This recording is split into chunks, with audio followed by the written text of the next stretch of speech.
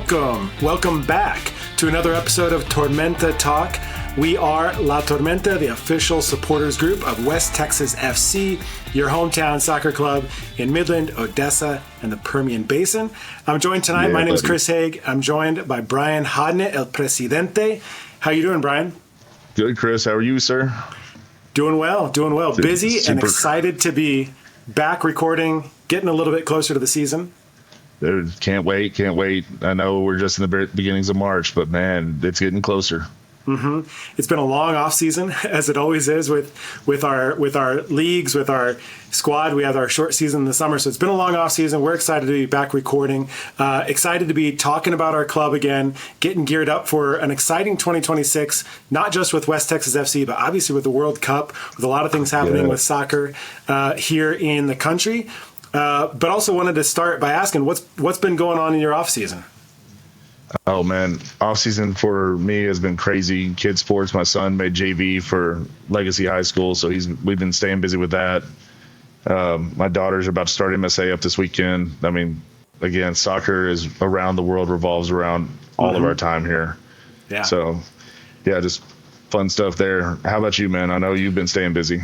Busy with work, busy with everything that goes on throughout the school year for me, but also gearing back up into soccer. So probably the most exciting part of my off season was just recently getting back into the kickoff of MLS. Got my new Austin FC kit on here. That's dope. Went to the opener a week and a half ago. So excited to have MLS action happening, and then obviously there's always soccer to watch, and so always things to be watched and excited about. But we're here to talk about West Texas FC, obviously. And so what we're stoked to talk about tonight is just recent news. Not really recent. Some of it's been out for a little while, but some big news here in the off season. Some of the big announcements that have happened over the past few months. So we're going to run down a few of those, and then in later episodes really dive a little deeper into those specific topics and talk about them a little bit more in detail. The first big news that everybody already knows. This is something that was announced back in November, late November. But Brian, I'll let you share the good news about our gaffer. Guess who's back? The back gaffer has returned. One more season. Scotty is back. So we're excited to have that. That was a great run we had last year, and talking to Scotty, he's excited for this next season we have coming up. Thinks we can go further and beyond, even in USL 2. It's really going to be quite challenging, but I think he's up for the task. So can't wait to see him out there on the pitch and getting these guys in line. Yeah, and we saw just how committed he was to the squad last year, to this club, to this team, to the group of guys that he brought in. And so for me, just having that continuity of having Scotty come back, having the same coach back is huge, really big. And he's also just committed to this community, which I love. He's committed to West Texas and coaching here, and excited to be coaching here again this season. So, couldn't be more thrilled about that. I think everybody's going to be happy, and players included, fans included, will be stoked to have him back. Absolutely. And then he also brought back one of the supporting cast. Eli Brown is coming back.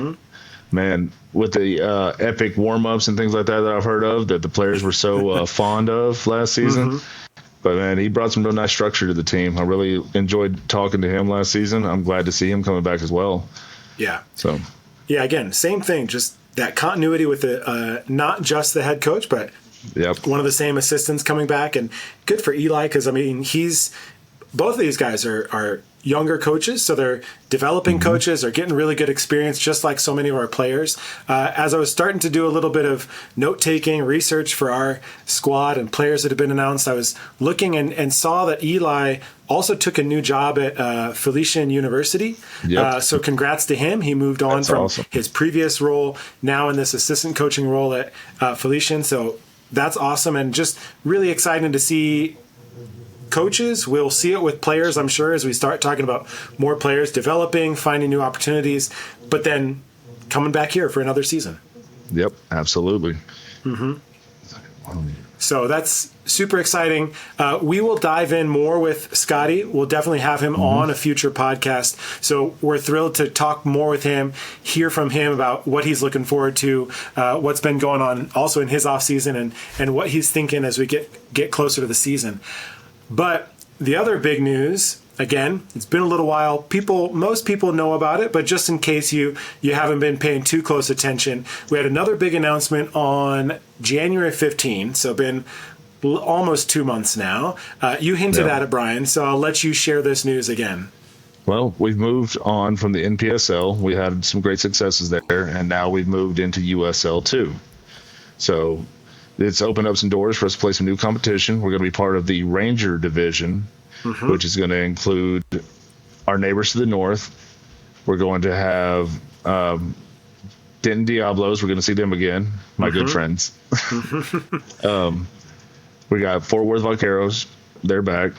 And then we have the McKinney Chupacabras, a new team. I think they just started their first season last year. We have Texoma, which was USL 1 the year before. Now they've dropped down to USL 2. And forgive me if I'm missing anybody from there. I think I got them covered. Okay. Yeah, I'm looking at my notes. Yeah, 5 other teams in addition to us. So us, Lubbock, and all of East Texas. So, or I guess Dallas, Fort Worth, Metroplex area. I'll get in trouble if I call the wrong part of Texas the wrong, cardinal direction. For sure. And one of the things that I was looking at a little bit as we made this announcement is looking at USL 2, kind of similar to NPSL. Like USL 2 is a big league, right? It's a big, similar level pre-professional league, and they have these regional competitions like this. And so for us, like you said, being in the Ranger division, what's interesting is that like not all of these divisions are balanced, and so even for the Ranger division, we've got 6 squads, but I think the other Texas is it. I don't know if it's Lone Star. Is it the Lone Star? The Lone Star division. It's in South. It's got USL 2, San Antonio FC, Laredo Heat. 3 or 4 teams out of Houston that I don't even know their names yet, but I will by the time we're done with this. But that one looks like a really interesting league setup too. Yeah, and I think they have 9 teams, I believe. So it's interesting how that all like breaks down, where we have 6 squads in our division, but then 9 in another. But that's part of these regional competitions, just kind of how it's set up. But yeah, really exciting. I mean, what do you think this kind of? We'll talk about this with Scotty, I'm sure, when I get him on the pod. But what do you think this kind of does for West Texas FC moving from NPSL to USL 2? Well, I mean, think about it. If you look at the big picture towards USL, USL 1, Premier, all those things like that, the relegation side, it gives a little bit more, I guess, notoriety to our club.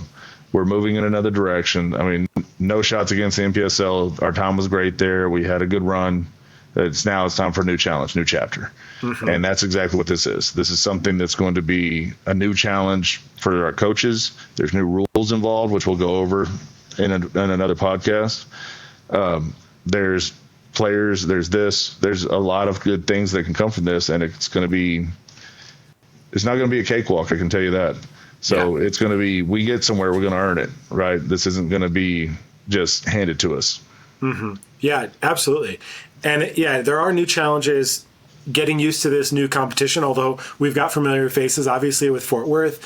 We've got Lubbock, and then Denton, who we know from previous seasons. So that's still exciting to have some of the same competition, similar competition. But like you said, there's just name recognition with USL and the USL system. And even last year, we had, a couple of players who left our squad and moved to a USL 2 team. USL 2? Yeah, and so it's like, that's what a lot of guys, where they want to be playing is for USL 2 teams or in the USL system. So, this will make a difference with recruiting too, I'm sure. And even from our season prior to that, a bunch of the guys that didn't come back to WTXFC, they went to USL 2. Right. So I know, your Liam Coors, your several other guys, they went and played USL 2 ball, and some of them had some really great success at it.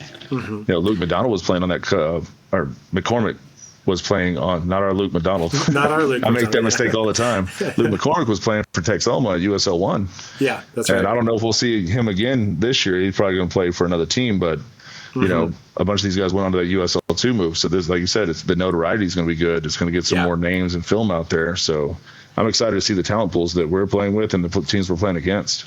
Yeah. And also, like you said, no, not to disparage NPSL. Like NPSL was great to play in. There's some really good competition, good teams, good squads. But one thing that it made me think about is thinking about these lower levels, these lower leagues of soccer in North America. The USL system just has some really exciting teams, environments, fan bases. Last year's USL 2 final was Vermont Green and Ballard FC. I mean, amazing match. And Vermont Green is just such a cool club with all of their fans and what they're doing at this level.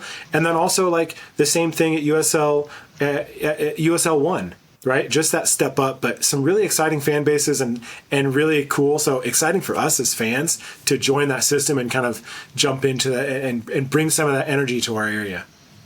Yep, that's going to be crazy, man. I mean, we get 2 extra matches. We're playing 12 instead of 10, right? Yes, if I'm not mistaken. Yeah, 12 matches, and that's actually a perfect segue because that's our next topic, right? We talked about the division. We've got these 5 rivals, and so. Dropped in February was our schedule. So I've got the schedule up in front of us. We do have 12 games with 5 opponents. We play everybody twice. So we play everyone home and away. And then we get extra matches. We get a 3rd match against Denton, and we get a 3rd match against Lubbock. Yep. So pretty excited to have those. Yep. 2 away for Denton and 2 at home for Lubbock, and then one vice versa for each. Yeah. Yeah, exactly. It's going to be great.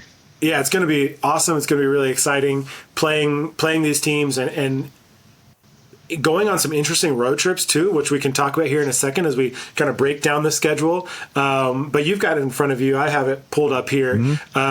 Walk us through a little bit of when this season starts, what those matchups look like. All right. So May 23rd is our season opener against the Denton Diablos. So we've got some history there. We have a pretty good record against Denton. Believe the last time we played them, we put them out of the playoffs for in NPSL 2 seasons ago. They moved up to USL 2. So they had a pretty good run there. Then, of course, we get to see our friendly rivals, the Matadors, come to see us on the 30th. So first home game against a rival. I mean, storybook. Let's go. Let's start it off strong. And then we get a home game against Texoma. We haven't seen them. So they're going to be a new one for us. Then we get another home game for McKinney. So we got a 3 stretch of home games right there from May and June. And then we start the away stretch. Texoma on June 18th, McKinney June 20th. Then we get back-to-back home games there with Fort Worth Vaqueros coming to town and the Diablos coming to town. And then we're going back to the Metroplex to see Denton on the 1st and the Fort Worth Vaqueros on the 3rd. Then we get to come back home, play Lubbock on July 8th, which is not on the July 4th weekend. Thank goodness. It's a little bit of change of pace. And then we turn around 3 days later, we get to go back up to Lubbock and go see them at the end of the season, which is probably going to have 1st and 2nd place on the line. Yeah, we certainly hope so, right? Make it exciting and thrilling like last season. Like it always is. I mean, like it always is. No matter what the standings may be, we know it's going to be exciting for sure. Oh yeah, even if we're both at the bottom, we're both going to play like it's 1st and 2nd place. Yeah, we're not going to be at the bottom though. Yeah, for sure. I think 2 things that jump out to me. One is I kind of like how these first couple of games we play the 23rd and then the 30th. And then we don't play again until June 10, right? So it's like we kind of have that little play a couple of matches, then have 10 days or so, kind of figure things out if needed, or continue getting to know, right? It's playing those games early. And early on in that schedule, it's nice that we've got the 30th, May 30th, June 10th, June 13th, like a 3-game homestand there at the beginning of the season. And then we don't have these long, drawn-out away trips, right? Just those 2 trips to the Metroplex. Yep. That fun fact, the June 18th Texoma game, I will be in the Metroplex to watch Croatia versus England on the 17th. And Lord willing, everything works out right and the hotels don't kill me, I'm probably going to go to see Texoma in their stadium, see our boys go up there and win. Yep. And then to see us play against the McKinney Chupacabras on the 20th. Again, if all works out. So I'm excited to go see some new stadiums, some new fields, see some new fan bases. So hopefully we've got some other SGs out there we can go hook up with and go see. Yeah. For sure. And that's a whole nother wrinkle of all of this, right? Is that this whole season, this 12-game regular season is all happening during the World Cup. So, Yes. across this continent, not just the country, across the continent, everybody's going to be paying attention to soccer. And then we still have our local squad to support and go out and watch. And, I mentioned Austin FC. MLS is taking a break, so they'll play until the 23rd of May, I think, and then take a break kind of through the World Cup. But here, that is a good point, and I've already started doing a little bit of homework on some of these trips. Like, all right, going to Dallas, I might go to a game up in Kansas City for the World Cup and trying to figure out how can I fit this together. So it's kind of exciting that we still have we do have World Cup to pay attention to, but then also have like our hometown team games to pay attention to as well. It's going to be so much fun because, look at the nationalities. I don't want to get in the players. Players is a whole nother episode. We got a lot of diving in to go like we always do. Want to give them their full due. Yep. But we have some cool nationalities coming that are going to be, if you've seen them on Instagram, you know some of the guys we're talking about. But they're going to be rooting their home countries on while we're playing here. It's going to be so much fun, especially when the Americans and the Aussies play. Yeah, that one's going to be. And is that one's game going to be a fun one? Is that game on the 19th? Is that between those games? And I don't know. I forget. I think it is. I think it's right there. I know the U.S. plays on the 19th. That's the game they play in Seattle. I think that's the one they're playing in Australia. Okay. So that one's going to be. I'm sure there's going to be a solid watch party because from what we've already announced in players, I know we're going to have some rooting for Australia and some for the United States. So. Yeah, for sure. Seeing players, being able to chat about the tournament with players, and then for all of us just to pay attention and to see what's going on, and yeah, even if it's to go to a match or just to be in a city and go to the Fan Fest in Dallas, or check other things out. Yeah, absolutely. It's going to be a great time. It's the best time for soccer in the United States in a very, very long time. Yeah. And like you said, we get a double dip. We get to watch our national teams that we support, and we get to watch like a lot of these cool friendlies that the U.S. men's national team are playing. We're about to play Portugal. That's I don't know the last time they played Portugal on American soil. That's crazy, right? Yep. Our women are crushing it out there in the world like they always do. But they're playing some really cool teams. So you're getting to see these build-up pre-games for us to get ready for the World Cup. And then, like you said, we get our hometown favorites, the West Texas SC, right here to play in the midst of it, along with pepper in a little bit of this and that. It's a great time for soccer. Yeah, absolutely. It's going to be a good summer of soccer for sure. Looking again at our schedule, it's a little bit longer, but still 12 game. It's going to be that fast summer season for us, but so excited to jump into the season and for it to get here and just support this team like we have these past several seasons. Any other thoughts about the schedule? You're right about the 19th, by the way, for U.S. versus Australia.